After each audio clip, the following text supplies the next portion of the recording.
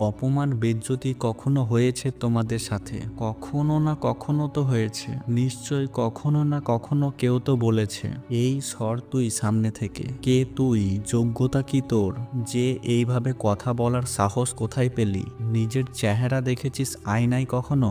জীবনে কখনো না কখনো আমরা সবাই অপমানিত হয়েছি, পরিবারের বন্ধুর সামনে বা কোনো একটা জায়গাতে যেখানে সবাই সম্মানীয় মানুষ বসে আছে, এবং যখন কেউ আমাদের অপমান করে তখন আমাদের মনে কষ্ট হয় এবং ক্রোধ তৈরি করে, ঠিক তাই তো? কিন্তু প্রশ্ন হলো, এই অপমানের জবাব কিভাবে দেওয়া যায়?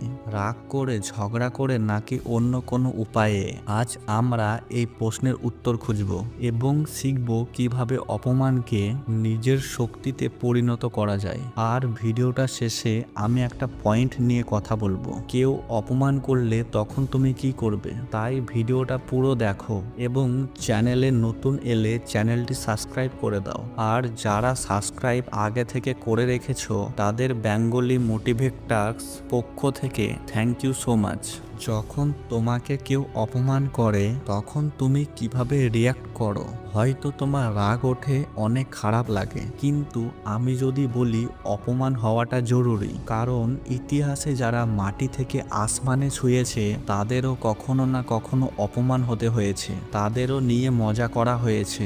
মনে রাখবে, জীবনে তুমি যদি কিছু করতে চাও তাহলে তোমার একটা স্ট্রং কারণ থাকা লাগবে, আর কখনো কখনো এই কারণ তুমি অপমান থেকে পাবে। তখন তোমার যোগ্যতা দেখিয়ে দেয়, ভিতর থেকে কিছু করার জেদ তৈরি হয় এবং সেই জেদের কারণে মানুষ যেটা টার্গেট করে সেটাই করে দেখায়। কিন্তু আমাদের সবচেয়ে বড় ভুল হলো আমাদের অপমানের জবাব সামনের ব্যক্তিদের সামনেই করে দিই। এটা হলো সবচেয়ে বড় ভুল। তুমি স্কুলে বা কলেজে পড়ছো, লোকে যদি তোমাকে নিয়ে মজা করে তাহলে জীবনে তুমি এমন কিছু করে দেখাও জানো ওই সমস্ত লোক তোমার সাথে কথা বলা বা দেখা করার জন্য এক নজরে পাগল হয়ে যায়।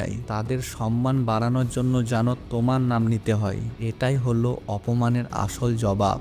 আমি বলেছিলাম ভিডিওর লাস্টে একটা পয়েন্ট নিয়ে কথা বলবো, সেটা হলো একজন জ্ঞানী মানুষ বলেছেন, গাছকে পাথর মারা হয় যখন গাছের ফল ধরে। তাই অপমান কখনো ব্যর্থতার প্রমাণ নয়, বরং সাফল্যের চিহ্ন হিসেবে দেখো। তুমি যদি এই মাইন্ডসেট তৈরি করতে পারো তাহলে অপমান মনের কষ্ট দেওয়ার বদলে তোমাকে আরো শক্তিশালী করে তুলবে।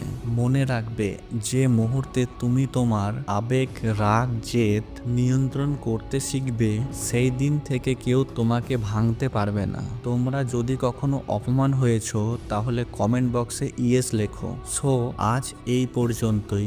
ভিডিওটা ভালো লাগলে একটা লাইক করে এবং বেঙ্গলি মোটিভেট টাস্ককে সাবস্ক্রাইব করে সাথে থাকো। Thanks for watching.